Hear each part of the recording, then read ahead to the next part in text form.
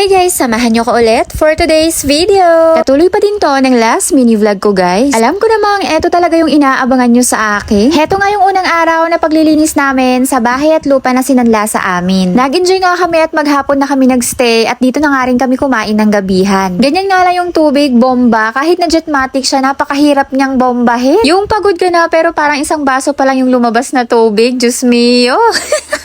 Sana nga lang at matanggal niyo yung mga bilbil ko sa kakabomba. Sa mga oras na yan, tapos na kami mag-agiw, tapos na kaming magwalis ng sahig. Kaya dito na tayo sa part na bubuhusan natin ng tubig yung sahig para sabunin. So ayan, nag-offer na nga ang aking mahal na asawa na siya na daw magbomba. Kahit na kayang-kaya ko naman, alam niyo namang brasuhan ng mari niyo, walang inuurungan to. Ganyan lang ang mari niyo, pero sanay yan sa trabaho kasi nanggaling din ako sa iba't ibang factory na napakahirap at napakabigat ng trabaho. Sa loob ng bahay, wala naman ng kalat, alikabok at mga agiw na lang talaga yung naiwan. Ang madaming kalat talaga is sa labas, napakadaming bote, mga basura, tapos mga nakasakong nakatamba. Pero syempre, unahin muna natin dito sa loob, saka na sa labas. Nung time na yan, hindi pa naman kami nakapag-decide kung lilipatan namin o hindi. Basta lilinisan lang muna namin.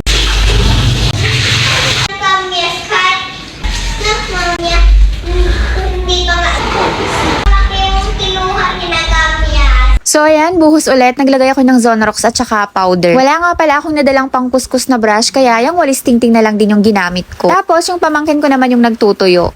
Okay naman tong bahay. Naka-finishing naman siya.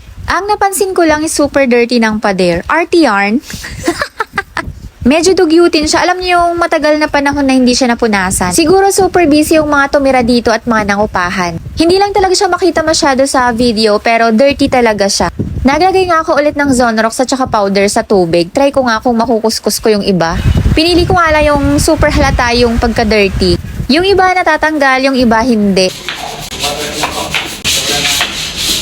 Pero nakakapagod siya, nakakangalay sa braso. Kaya tinigilan ko na nga muna siya at babalikan ko na lang siya sa ibang araw. Nakalimutan ko kasing dalhin yung minimap ko na pwede talaga siya sa pader. Dito na nga tayo sa CR. Okay naman tong CR nila. Bago pa nga yung tiles, napabayaan lang talaga. May mga gamit pa ang naiwan dito. Siguro hindi na gusto ng may-ari, kaya diretso tapon na natin. Wala pang sira tong CR. Okay pa lahat ng tiles. Liban lang sa color green na bowl. Napabayaan nga din tong bowl nila kasi nangitim na sa ilalim.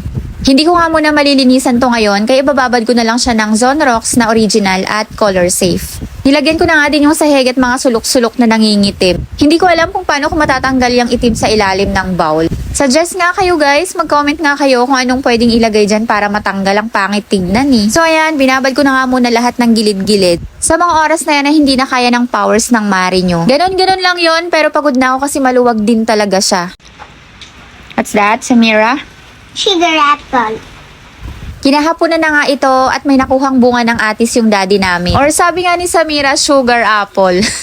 Nagulat nga ako at nagustuhan niya, sobrang tamis kasi. Dito na nga din kami naggabihan, pero nung time na to hindi pa kami natulog dito. May nagbenta nga sa amin dito ng barisara at malalaki siya. Masarap naman siya pero hindi ko siya masyadong nagustuhan. Nakakaumay pala pag sobrang lalaki na. Yung dahon pala ng malunggay ay hinarvest ko sa likod. Nakakatuwa nga dito kasi merong puno ng atis at merong dahon ng malunggay. Yun lang muna guys for today's video. Agyaman anak. Bye!